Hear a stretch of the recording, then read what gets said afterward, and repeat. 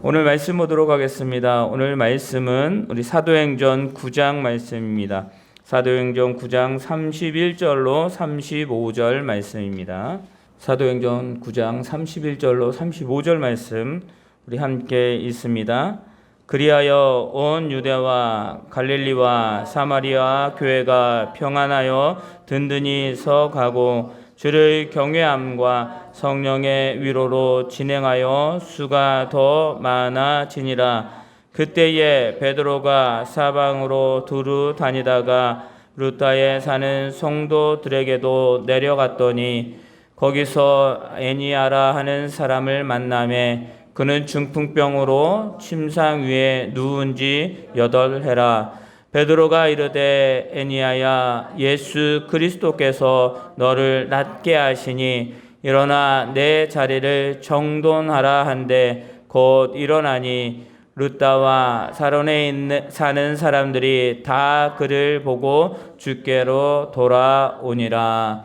아멘. 우리 옆에 있는 성도님들과 인사하겠습니다. 하나님이 사랑하십니다. 하나님이 사랑하십니다. 네. 이번 주간은 우리 고유 명절을 맞이해서 또 많은 분들이 코로나지만 그럼에도 불구하고 가족들을 또 많이 찾고 이렇게 또 명절을 떠난 분들이 또 많이 있습니다. 또 오늘 우리 예배 가운데 있는 성도님 중에서는 또 아파서 못 오신 분들도 있고 또 이사 때문에 또 여러 가지 문제로 함께하지 못한 귀한 영혼들도 있는데 무엇보다 우리가 더욱더 예배의 소중함을 알고 그 예배 가운데 나아갈 수 있는 우리들의 삶이 되시기를 바랍니다. 우리는 늘 날마다 예배 가운데 살아가야 돼요. 오늘 예배만이 예배가 아니라 삶 속에서 예배를 우리는 분명히 살아가야 됩니다. 예배는 무엇입니까? 하나님께 영광을 돌리는 것입니다. 사람에게 영광을 돌리거나 사람을 높이거나 사람의 이익을 위해서 하는 것이 아니라 오직 예배는 하나님께 영광을 돌리기 위함이라는 것이죠. 그래서 우리가 찬양도 하나님께, 기도도 하나님께, 그리고 우리의 모든 것들이 다 하나님께 돌려야 된다라는 것입니다. 여러분들 지금 우리 코로나가 우리는 금방 끝날 줄 알았어요. 한 1년이면 끝날 줄 알았는데 지금 그렇지 않습니다. 이 명절이 끝나고 나면 어쩌면 더 확진자가 많아질 수 있을 것입니다. 그러면서 나라적으로 지금 생각하고 있는 것이 무엇이에요? 위드 코로나라고 말합니다. 그러니까 코로나와 함께라는 것이죠. 이 코로나는 우리가 삶을 살아갈 때 깨끗이 완전한 예전 생활로 돌아갈 수 있다? 그것이 아니라 함께라는 것입니다. 그러니까 함께 이것을 어떻게 이겨내며 살아갈 것인가? 이 많은 사람들이 이 확진자가 떨어지게 되면 단계적으로 이제 위드 코로나로 우리가 전환한다라고 이야기를 합니다. 함께. 여러분들. 근데 여러분들 이 코로나가 뭐예요? 질병 때문에. 또 많은 사람들이 고통을 당하고 있는데 이것과 함께 한다. 어쩌면 말이 되지 않지만 또 다른 쪽으로 생각하면 그것도 말이 되는 것입니다. 이 코로나 때문에 많은 사람들이 죽고 힘들어하고 있습니다. 네, 여러분들 우리 한번 예전에를 기억해 볼까요? 예전에 홍역 걸리면 다 죽는다라고 말했어요. 그렇죠?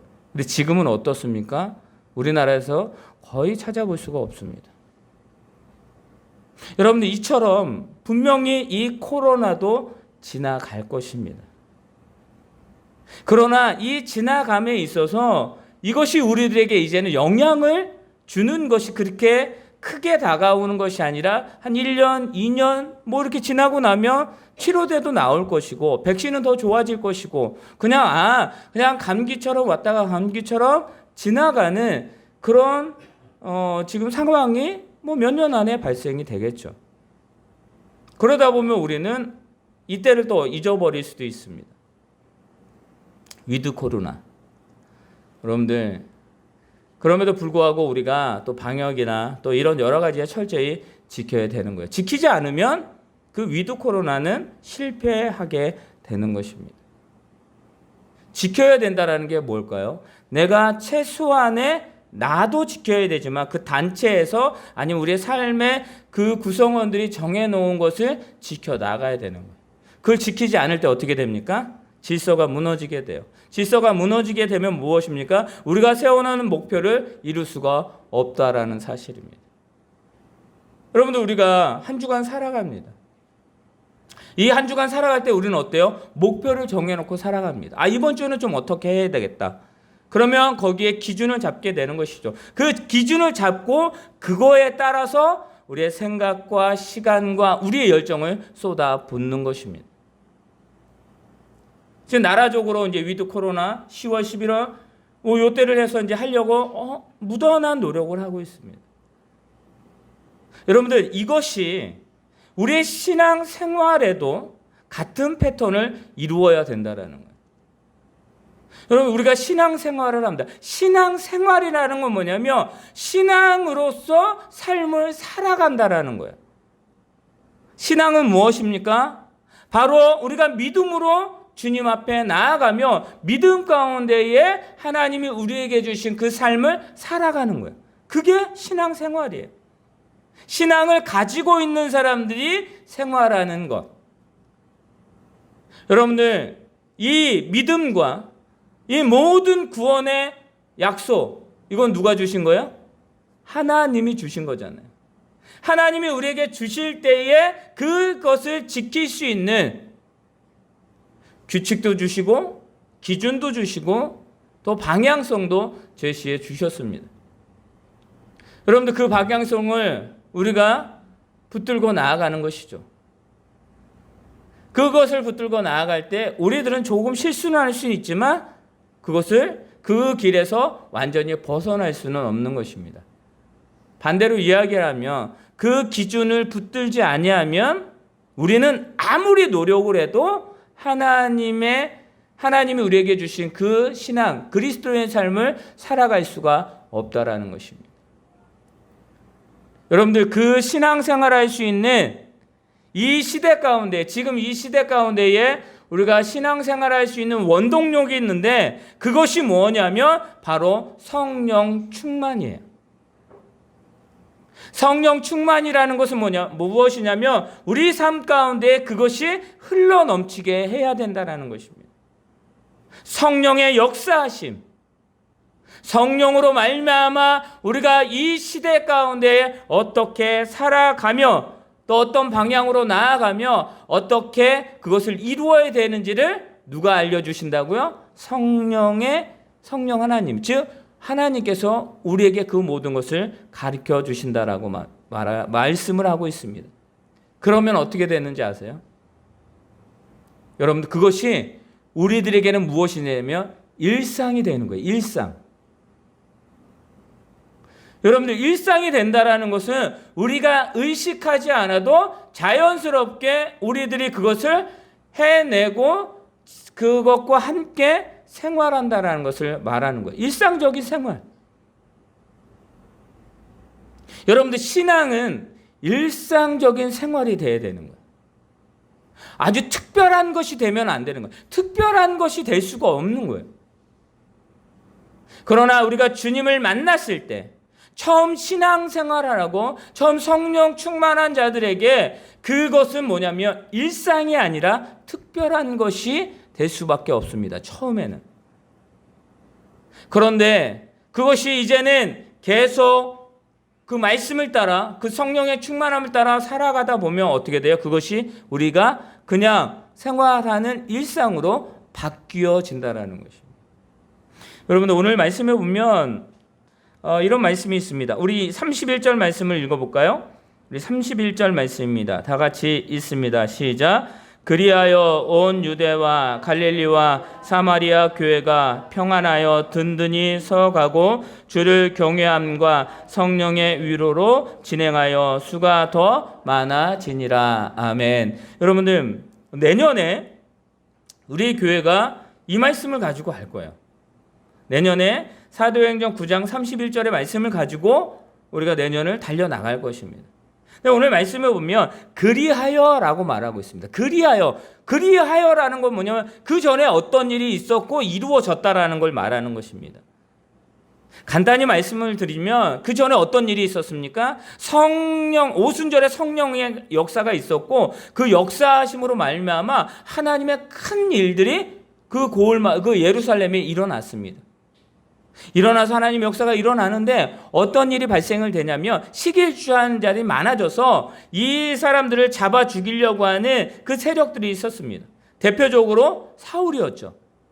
사울이 그들을 잡아 죽이려고 하고 너무나 박해가 심하니까 어떻습니까? 그들이 스데반 집사가 순교함으로 말미암아 그들이 어떻게 돼요?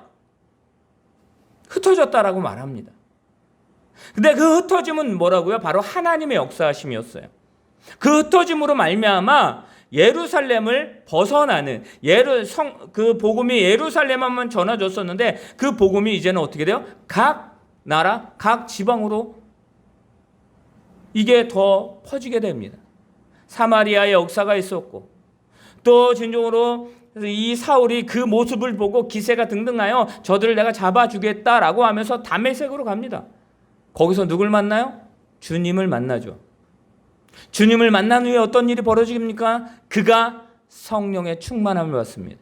그리고 그가 뭐 하게 돼요? 바로 하나님의 말씀, 주님이 말씀하신 그 말씀을 듣고 복음을 전하게 됩니다.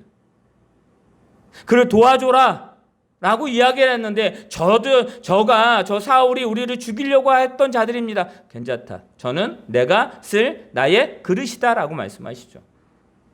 그가요 복음을 들고 전합니다.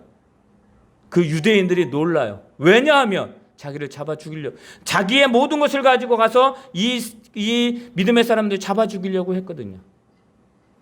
여러분들, 이 사울이 사도가 됩니다. 그것을 반대합니다. 근데 하나님이 그것을 허락하시죠. 그리고 그가 그 안에서 무엇을 하게 됩니까? 밤낮 그곳에 하나님의 역사를 이루게 됩니다. 그런데 이 사울조차도 어떤 유대인들과 많은 사람들에게 죽임을 당하는 그 자리에 서게 됩니다. 그래서 하나님이 은혜 주셔서 그가 피신하기도 합니다. 이런 여러 가지 일들이 있음으로 인하여 어떻게 됩니까? 복음이 점점 사마리아, 유대 많은 자들에게 전해졌다라고 하시는 말씀이에요. 그런데 그 전해짐이 이제는 어떻게 되냐면 바로 32절에 이런 말씀으로 이어집니다. 32절 다 같이 읽습니다. 시작. 그때에 베드로가 사방으로 두루 다니다가 루다에 사는 성도들에게로 내려갔더니, 아멘. 그때에 그런 하나님의 역사하심이 넘쳐나기 시작합니다. 이제는 많은 성도들이 생기기 시작합니다. 그 성도들의 삶 가운데 그들이 이제는 예수님을 증거하고 그들이 복음을 듣고 말씀을 듣고 그 말씀 가운데 예배하고, 이것이 뭐예요? 일생생활이 돼버린 거예요. 그 일생생활이 돼버린 그때에 베드로가 사방으로 두루 다녔대요. 왜 두루 다녔을까요? 여러분들, 베드로가 이제는 그것이 뭐예요? 특별한 것이 아니라 일상이 되었다라는 것입니다. 예수님을 드러내는 삶으로 이제는 그의 삶이 평범해졌다라는 거예요. 여러분들, 그가 두루 다니면서 뭐 합니까? 성도들에게 내려가요. 사도였으니까 성도들을 가서 그들을 세우고 그들에게 복음을 전하고 그들에게 말씀을 전하는 그 모든 것들을 볼 수가 있습니다. 사랑하는 성도 여러분, 이게 바로 우리가 일상으로 살아가야 되는 그런 모습들이에요. 여러분들, 우리가 일상에서 사람들을 만납니다. 또 대화를 합니다. 또 그곳에 많은 일들이 있습니다. 근데 그 모든 것을 주관하시는 분이 누구시라고요? 세상은 자기들이라고 이야기하고, 세상은 자기들의 업적이라고 이야기를 하고, 세상은 자기들의 어떠한 그런 자기의 노력 가운데 이루어졌다라고 말하지만 우리는 그렇게 고백하지 않습니다. 우리는 어떻게 고백해요? 바로 하나님이 하셨다라고 말합니다. 여러분들, 호흡한다라는 것이 얼마나 감사한지 우리는 알아야 됩니다. 왜요? 이 호흡은 하나님이 주셨기 때문에 하나님의 감사함이 여기에서 나타나야 된다는 것을 우리는 분명히 알아야 되는 거예요. 병원에 가보면 자가 호흡을 할 수 없어서 인공적으로 호흡기를 대시는 분들이 있습니다. 자가 호흡이라는 게 뭐예요? 내 스스로 호흡하는 것을 할 수 없는 분들. 여러분들 일상생활은요, 호흡과도 같은 거예요. 그냥 하는 거예요. 여러분들 배고프면 뭐 하세요? 밥 먹어요. 걱정거리가 있으면 뭐 하세요? 걱정해요. 슬픈 일이 있으면 어떻습니까? 눈물 흘려요. 기쁜 일이 있으면 기뻐해요. 내 이웃을 돌아보면서 저들이 힘들고 어려운 상황이 발생하면 어때요? 긍휼한 마음이 생겨요. 그리고 어떻습니까? 그들을 도와주려고 해요. 여러분들 우리가 한 그 직업을 가지고 일을 합니다. 또 우리 소정이나 가홍이는 알바를 하죠. 아까 차 타고 오는데 가홍이가 그런 얘기를 하더라고. 자기 함께 일하는 사람이 얘기를 했는데, 저도 한 달인가 2달까지는 실수했어요. 근데 3달 지나서 그 실수가 거의 없어요. 라고 말합니다. 처음에 갔을 때 어땠을까요? 이거를 어떻게 세팅을 해야 되는지, 이걸 어떻게 주문을 받아야 되는지 어떻게 몰라요. 왜요? 특별했으니까요.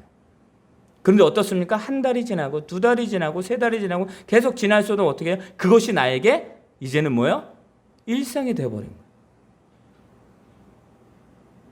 여러분들 지금 하나님의 오순절 역사에 특별한 그 하나님의 큰 역사가 있었습니다. 그런데 그것이요, 이제는 뭐예요? 삶 속에서 나타나는 일상의 생활로 바뀌기 시작했다라는 것입니다. 예수님을 믿는 거 여러분 얼마나 귀하고 특별한 것입니까? 내 삶은요, 신앙생활은요, 그 특별함을 가지고 우리가 일상생활을 할 수 있게 되어져야 된다는 것입니다. 여러분들 지금 베드로가요, 사도기 때문에 복음을 전했다? 아니요. 그가 오순절 성령의 역사하심이 있은 후에 특별한 사도로서 수속 제자라고 이야기를 하고 많은 이야기를 하지만 특별한 사도로서 그 일을 감당했다? 아니요. 하나님 앞에서는 어떻습니까? 저들이 평등했어요. 하나님 앞에서는 베드로도 그렇고 오늘 사울도 그렇고 우리들도 그렇고 동등한 사람들입니다. 그래서 그 모든 사람들이 뭐 해야 되는 거예요? 복음을 전하는 거예요. 온 유다와 사마리아 땅끝까지 이르러 내 증인이 되리라 라고 12명에게 말한 게 아니에요. 주님이 올라가실 때, 승천하실 때 그 승천한 모습을 보고 있는 모든 사람들에게 말한 거예요. 그들을 통해서 우리들에게 전달된 거예요. 복음을 전해야 된다. 여러분들 지금 사울이라는 사람이 다메섹에서 특별한 주님을 만났습니다. 특별한 계기로 주님을 만났습니다. 그런데 그 특별함이 이제는 어떻게 했어요? 자기의 삶을 바꿔버리는 일상생활로 그의 삶이 바뀌게 되는 것입니다. 어떻게 일상생활이 됐습니까? 그가 천막 치는 일을 했어요. 천막을 관리하는 그 일을 했습니다. 그거를 하면서 수익도 얻고, 그가 또 복음도 전하고, 또 핍박도 당하고, 죽을 고비도 여러 번 넘기고, 또 많은 잡혀서 채찍질도 맞기도 하고. 여러분들 그것이 어떻게 됐다고요? 특별했다고요? 아니요. 이제는 그가 그 모든 것들이 일상이 되어버렸어요. 여러분들 우리의 신앙생활은 특별한 것이 아니에요. 우리의 신앙생활은 일반적이어야 된다는 거예요. 일상이 되어야 된다는 거예요. 우리가 호흡하는 것처럼 우리가 말씀을 듣고 기도하고 예배 가운데 나아가는 것, 그것이 우리들에게 일상생활이 되어야 되는 거예요. 어떠한 자들은요, 주일날 이 예배가 특별하다고 이야기를 합니다. 여러분 특별해요? 특별하지 않아요? 특별하지 않다는 것도 그렇고 하다라는 것도, 여러분들 우리가 모이는 거 특별해요. 하지만 이것이 일상이 되어야 된다는 거예요. 여러분들 베드로가 내려갑니다. 그리고 많은 사람들이, 교회들이 점점 왕성해 가고 믿는 사람들이 점점 많아집니다. 여러분 이것이 어느 한 지역에서만, 예루살렘에서만 일어난 것이 아니라 어떻게 해요? 사마리아, 오늘 두루도 다니고 룻다에도 가고 많은 곳으로 갑니다. 또 36절에 보면 욥바에도 갑니다. 모든 지역 가운데 갑니다. 모든 지역 가운데 어떤 일이 벌어지는 거예요? 성령의 역사하심이 일어나는 거예요. 거기에 있는 사람들은 특별하다고 생각할 것입니다. 오늘 33절에 볼까요? 베드로가 룻다에 갔는데 거기에서 한 사람을 만납니다. 우리 33절에 있습니다. 시작. 거기서 애니아라는 사람을 만나매 그는 중풍병으로 침상 위에 누운 지 8해라. 아멘. 여러분들, 여기 애니아라는 사람에게 베드로를 만난 것은 특별한 거예요. 애니아는 그래요. 왜요? 그가 중풍병으로 침상 위에서 누운 지 8해라라고 말합니다. 여러분들, 침상에 누워있으면 뭐가 생겨요? 움직이지 않으면 욕창이 생겨요. 욕창은 무엇입니까? 움직이지 않아서 짓물러서 살이 썩는 거예요. 움직여줘야 돼요. 사람의 손길이 있어야 돼요. 자기 스스로 그걸 한다는 게 쉽지 않습니다. 중풍병, 자기 몸을 스스로 온전하게 컨트롤할 수 없어요. 그런데 그 사람이 누구를 만납니까? 베드로를 만납니다. 베드로를 만났는데 어떤 일이 벌어지냐면 34절에서 35절이 있습니다. 시작.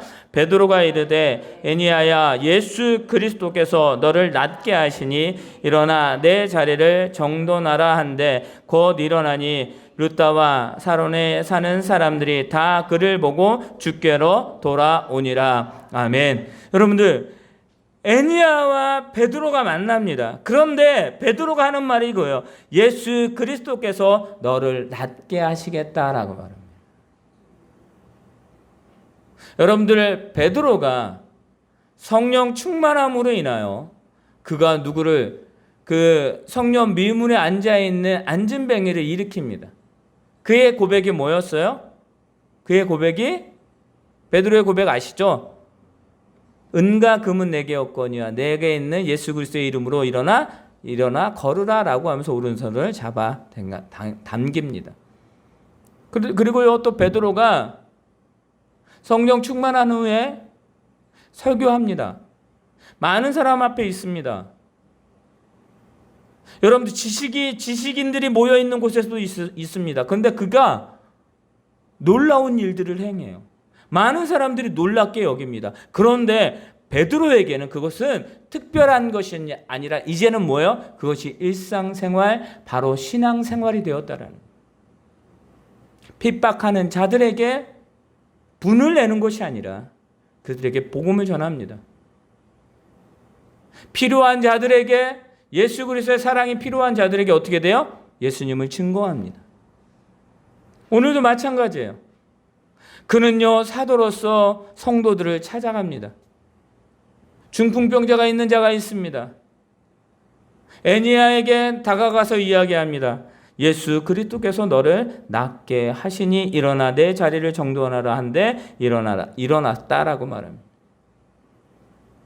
거기에 있는 사람들은 그 모습을 보고 놀랐어요.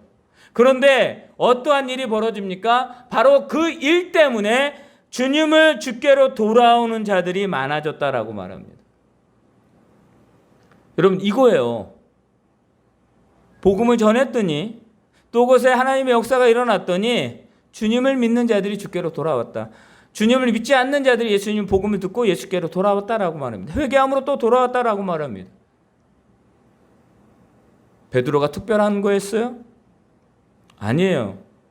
베드로는 일상의 신앙생활을 했습니다. 여러분들, 모세가 특별한 거 했어요? 그는요, 하나님이 행하라는 대로만 했어요. 여러분들, 아브라함이 믿음의 조상이 됩니다. 그가 하나님께서 이삭을 번제물로 바치라라고 이야기를 하죠.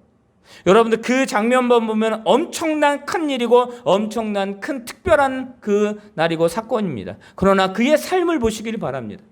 모든 순간에 하나님의 말씀대로, 하나님의 뜻대로 그가 나아가는 것을 볼 수 있습니다. 그의 생활이었어요. 여러분들, 믿음은 바라는 것들의 실상이에요? 보이지 않는 것의 증거다라고 말합니다. 우리가 믿음으로 주님께 바랍니다. 여러분, 그것이 실상이 되고 그것이 증거가 되고 그것이 하나님의 역사가 됩니다. 여러분들, 베드로가 또 사울이 또 많은 믿음의 사람들이 복음을 전함으로 인하여 그곳에 그냥 일상적인 그들의 삶 속에서 삶을 살아가는 그곳에서 그들이 일상적으로 복음을 전하고 기도하고 예배하고 하나님의 역사가 일어나기 시작했을 때에 그곳에 하나님의 축복하심의 그 특별한 역사가 그곳을 하나님의 역사함의 장소로 바꾸어 버립니다.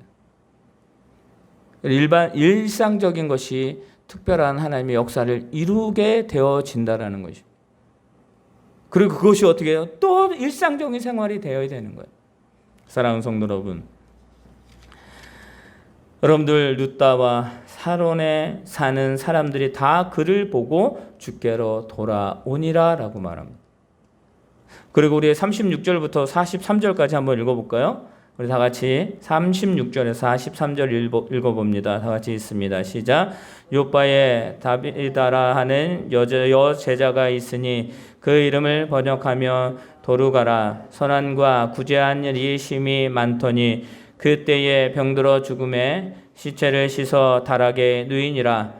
룻다가 요바에서 가까운지라. 제자들이 베드로가 거기 있음을 듣고 두 사람을 보내어 지체 말고 와 달라고 간청하여 베드로가 일어나 그들과 함께 가서 이르매 그들이 데리고 다락방에 올라가니 모든 과부가 베드로 곁에서 울며 도루가가 그들과 함께 있을 때에 지은 속옷과 겉옷을 다 내보이거늘 베드로가 사람을 다 내보내고 무릎을 꿇고 기도하고 돌이켜 시체를 향하여 이르되 다비다야 일어나라 하니 그가 눈을 떠 베드로를 보고 일어나 앉은지라. 베드로가 손을 내밀어 일으키고 성도들과 과부들을 불러들여 그가 살아난 것을 보이니 온 요빠 사람이 알고 많은 사람이 주를 믿더라. 베드로가 요빠에 여러 날 있어 시몬이라 하는 무두장의 집에서 머무니라. 아멘. 여러분들 어떻습니까? 지금 베드로가 룻다에서 그 중풍병자를 일으켰던 그 역사하심과 그 일과 지금 요바에서 다비다라는 여제자를 살리는 일과 여러분들 무엇이 다른가요? 다르지 않아요. 여러분들, 베드로는요 특별하게 다르게 하지 않았습니다. 하나님이 주신 그 은혜, 그 성령의 충만함을 가지고 그는 부르는 자들에게 필요함으로 갔고 주님의 사랑, 하나님의 역사심이 필요한 곳에 베드로는 갑니다. 그리고 그는 무엇을 합니까? 예전에 했던 것처럼 주님을 의지하여 기도하고 그에게 명령합니다. 그리고 그곳에 역사를 이루게 합니다. 그랬더니 어떻게 됩니까? 많은 사람들이 그 모든 것들을 보고 예전에 똑같은 방법대로 똑같은 그 모습으로 그곳에 하나님의 역사가 일어납니다. 뭐예요? 믿는 자들이 더 많아졌다라고 말합니다. 이것이 다른가요? 10장을 또 11장, 12장 계속 넘어가면 다른가요? 다르지 않아요. 같아요. 같아요. 여러분들, 우리의 삶 한 주간도 우리는 같아요. 어쩌면 똑같은 사람, 똑같은 밥, 똑같은 시간, 그 흐름 속에서 살아갈 거예요.